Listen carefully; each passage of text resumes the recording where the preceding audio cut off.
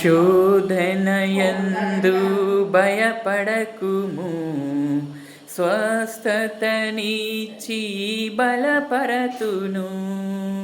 శోధనయందు భయపడకుము, స్వస్థతనిచ్చి బలపరతును. శ్రమలో నీకు తోడుందును, శ్రమలో నీకు తోడుందును. సమస్త విజయము నీకిత్తును.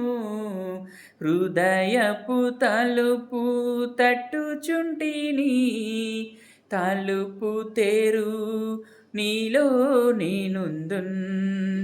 ఓ సంగమా, వధువ సంగమా, ఓ సంగమా, సియోను సంగమా, చిరునవ్వుతో నింపిన యేసయ్యా, చిరునవ్వుతో నింపిన యేసయ్యా.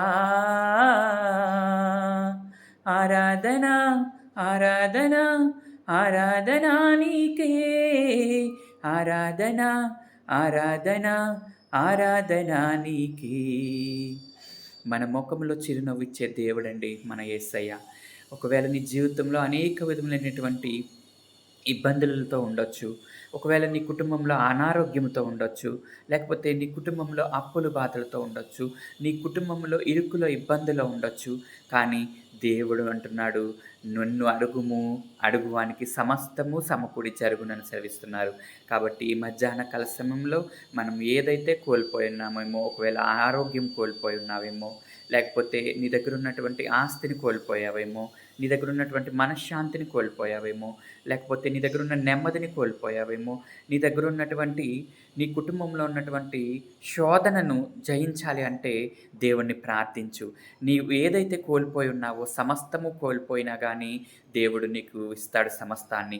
ఉద్యోగాన్ని కోల్పోయినట్లయితే, ఒకవేళ ఉద్యోగం కొరకు ఎదురు చూస్తున్నట్లయితే 10 మందికి ఉద్యోగం ఇచ్చే స్థితిలో దేవుడు నిన్ను ఉంచుతున్నాడు.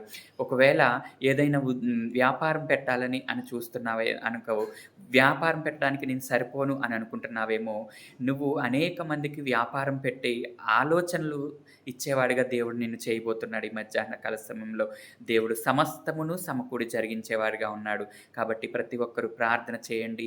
శోధన వచ్చిందని భయపడొద్దు. శోధనలో కీడు చాటున మేలు దాచి ఉంచదని సెలవిస్తున్నాడు. కాబట్టి నీకొచ్చిన శోధన వెనకాల గొప్ప ఆశీర్వాదం ఏదో ఉన్నదని గుర్తెరిగి ప్రార్థించు. దేవుడు నీ జీవితాన్ని అద్భుతకరంగా మార్చబోతున్నాడు. ఆమేన్.